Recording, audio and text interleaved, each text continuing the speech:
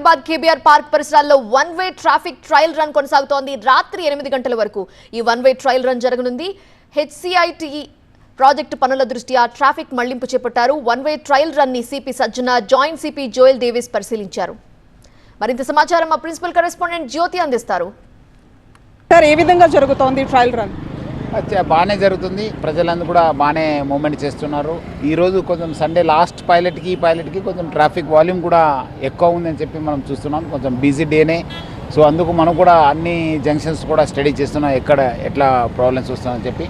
మనం కూడా అన్ని చోట్ల కూడా సైనేజెస్ పెట్టాను, కానీ పబ్లిక్ ఆ సైనేజెస్ చూస్తున్నారు, కానీ ఇంకా కొంచెం హ్యాబిట్ కావాలి వాళ్ళకు. అది మైండ్లో వచ్చి ఇక్కడిక్కడ పోతేనే అవుతుంది అనేది. ఐ థింక్ ఒకసారి మనము ఫుల్ ఫ్లెజ్డ్ ఇంప్లిమెంట్ చేసినప్పుడు ఐ థింక్ మనకు బాగుంటుంది. బట్ ఇప్పుడు మనము చూస్తున్నాను, మన వాళ్ళు కూడా ఆఫీసర్స్ అందరూ కూడా స్టడీ చేస్తున్నారు, ఎక్కడెక్కడ ప్రాబ్లమ్ వస్తుందని చెప్పి.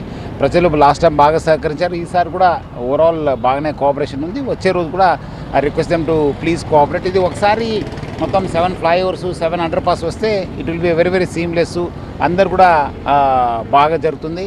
కొంచెం డిస్టెన్స్ పెరగవచ్చు, చాలామంది కూడా అది అప్రిహెన్షన్ చెప్పారు, ఇది పెరుగుతుంది. But time saving will be huge.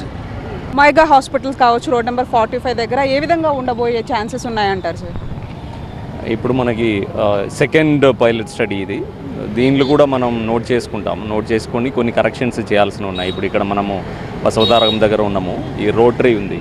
ఈ రోటరీని దాదాపు ఒక 20 feet మనం తగ్గించవచ్చు. సో దట్ మన కేబీఆర్ సైడ్ నుంచి వచ్చే ట్రాఫిక్ రోడ్ నెంబర్ 10 నుంచి వచ్చేది మర్జ్ అవ్వడానికి ఈజీ ఉంటుంది. సో అలాగే ఒమేగా దగ్గర ఒక బస్ స్టాప్ ఉంది మనకి. ఎమ్మెల్యే కాలనీ సైడ్ నుంచి, లోటస్ పాండ్ సైడ్ నుంచి వచ్చి ఎక్కేటప్పుడు కరెక్ట్గా అక్కడ బస్ స్టాప్ ఉంది. అది కొద్దిగా ముందుకు షిఫ్ట్ చేయాల్సిన అవసరం ఉంది, బికాజ్ అక్కడ చోక్ అవుతుంది. అది రైట్ సైడ్ వెడల్పు చేయడానికి అవకాశం లేదు, అక్కడ అండర్ పాస్ వస్తుంది కాబట్టి అది అవకాశం లేదు. 45 దగ్గర ఏంటంటే ఆ గ్రేడియంట్ చాలా రైట్ ఆర్మ్కి లెఫ్ట్ ఆర్మ్కి మధ్యలో చాలా 3-4 feet గ్రేడియంట్ ఉంది. అది కూడా కొద్దిగా లెవెల్ చేసుకొని ఆ మీడియన్ కటింగ్ చేయాల్సిన అవసరం ఉంది. ఆ మీడియన్ కటింగ్ దాదాపు ఒక 100-150 meters మీడియన్ కటింగ్ ఉంటే మర్జింగ్ ఈజీ అవుతుంది.